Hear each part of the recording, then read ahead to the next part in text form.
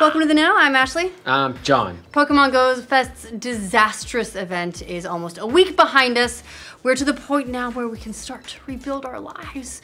But hey, boy, was that catastrophe super effective, because today's story is getting even better. Yeah, attendees are apparently getting together to sue Niantic with a class action lawsuit, which is kind of a big deal, demanding restitution from the company over last weekend's shit show. They already gave you Pokecoins, guys. That heals all wounds, right? Plus, we've got some new numbers out of Pokemon Go that show Pokemon Go Fest might not have been that big of a deal to the game's players overall, because the app is making record money again. Yeah, but first, back to the lawsuit, which is being brought by an attorney based out of Chicago, Thomas Zimmerman. And no, Zimmerman isn't representing just one grumpy Pokemon Go fan with too much time on their hands. He's representing 20 to 30 attendees total in a class action lawsuit against Niantic. Now, if you don't know, a class action lawsuit is a lawsuit where the plaintiff represents an entire group of people. In this case, claiming to represent all 20,000 attendees of Pokemon Go Fest. Because of that, class action suits tend to have much bigger legal implications and are a lot more expensive for the company involved. Yeah, they're not suing Niantic for more legendaries or trying to get rich. Well, then really, are they even Pokemon Go fans? I mean, they could get legendaries with what they're really suing for, I think. True. It's just tack that on to the final documents.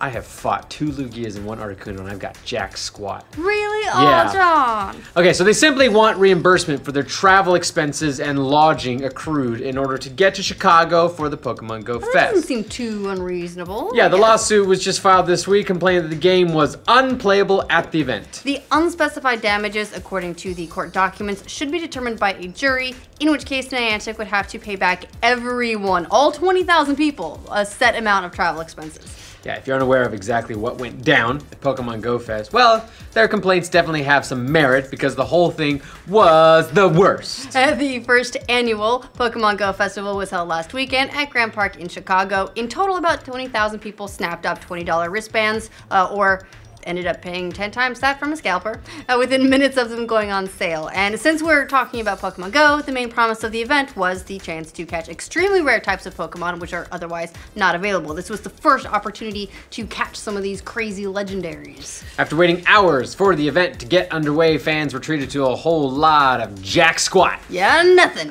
Cellular networks were down. There were bugs on Niantic's side that made the game unplayable, and it generally led to lots of fans revolting and even booing Niantic CEO John Hank when he hit the stage for some announcements. Eventually, Niantic agreed to refund the cost of the festival to the attendees, so that's the $20 wristbands, promised them $100 worth of Pokecoins each, and allowed for an extension of the time that rare Pokemon could be caught in the city once the event was done, since, you know, no one could catch them in the actual festival. But that didn't stop people from being understandably pissed. Following the fest, Niantic said on its site, "From everyone at Niantic, we apologize to all the trainers who came out to Pokemon Go Fest today. Although we were able to solve many of the technical issues, we were not able to offer every attendee a great experience." For CEO John Hank's part, he blamed it on the overloaded mobile networks. However, he said they would use this experience to evaluate what they need to do in the future for Pokemon Go events. Writing, "Last Saturday was not a happy day for us, but we are committed to listening to that feedback, however harsh, to improve what we do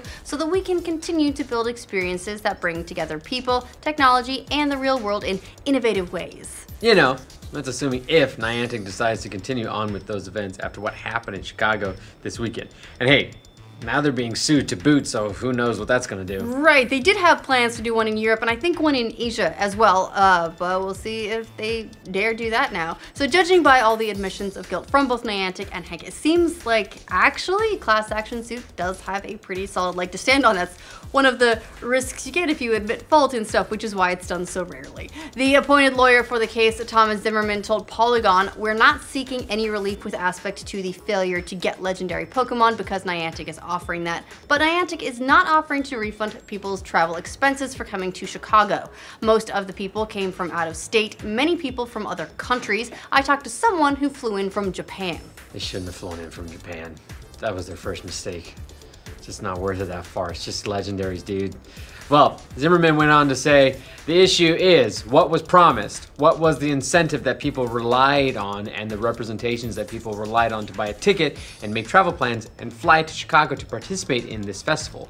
Would they have done that had they known that that was not going to be lived up to and they weren't going to get the experience that was represented? So what does Niantic think of this whole hullabaloo though? Well, they actually sent a very thoughtful response over to Polygon saying Niantic does not comment on pending legal matters. Thoughtful. Cool. Sadly for Niantic, this isn't the first dust-up Pokemon Go has had with litigation. Not even close. Yeah, back in September, 72 Pokemon Go players filed complaints with the US government, sending gripes to the Federal Trade Commission, the agency in place to advocate for consumers. Of these 72 complaints, 16 of them were directed at Nintendo and the Pokemon Company, while the remaining were aimed at Niantic themselves. The complaints, they covered a huge range of issues from players grumpier than snowballs, including the game's microtransactions, privacy concerns, server issues, criticisms that the game isn't safe for children. You name it, it's been blamed on Pokemon Go. I feel like a better joke there would have been grumpier than glooms. It's literally in the name. Okay, fine, fair enough. But of course, none of these problems with angry players appear to be slowing Pokemon Go from making ridiculous amounts of money. Judging by a recently released report from mobile analyst firm Sensor Tower, the app generated $5.8 million in revenue this past Sunday. One day, in one day. Yeah, making it the biggest day the app has had outside of its launch window. So, yeah, frankly, disastrous festivals or not, it looks like people really want to catch those legendaries, which means that despite all these difficulties, Niantic will probably try their hands at another big Pokemon Go festival just the way they have planned. Hopefully, for attendees, those events go a little bit better. Or a lot better than the first one? Yeah, well, I mean, now you know that no matter what the phone companies say, you need the extra trucks. Yep. What do you guys think of Pokemon Go Fest attendees actually suing Niantic over this whole thing? Let us know in the comments. And for all the future news about the Pokemon shenanigans, remember to like this video and subscribe to The Know. Hey, Fabro, what's that place you like to go with all the stuff on the walls? I don't know. You mean shenanigans? By the way, grumpier than a grump pig would have been the easiest. That's a good one too. He's Burper. Judging by a recently released report. Report. Yeah.